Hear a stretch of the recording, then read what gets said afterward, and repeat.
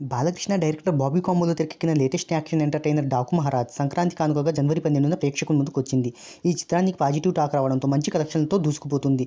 ఈ చిత్రం 13వ రోజు కలెక్షన్లు తెలుసుకోబోయే ముందు ఒక చిన్న రిక్వెస్ట్, మన ఛానల్లోని వీడియోస్ చూసి నచ్చితే సబ్స్క్రైబ్ చేసి లైక్ కొట్టి షేర్ చేయండి.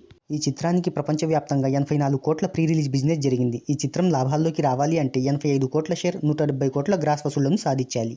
ఇక ఈ చిత్రం డే వైజ్ కలెక్షన్ వివరాల్లోకి వెళ్తే తొలి రోజు ఇండియన్ బాక్స్ ఆఫీస్ దగ్గర 25.35 కోట్లు అందుకోగా ప్రపంచవ్యాప్తంగా 56 కోట్ల వసూళ్లను రాబట్టింది.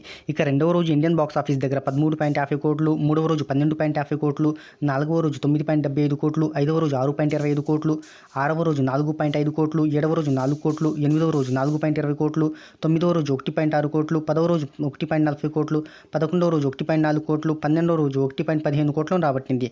ఇలా మొత్తం 83.55 కోట్ల షేర్ను 165 కోట్ల గ్రాస్ వసూళ్లను సాధించింది.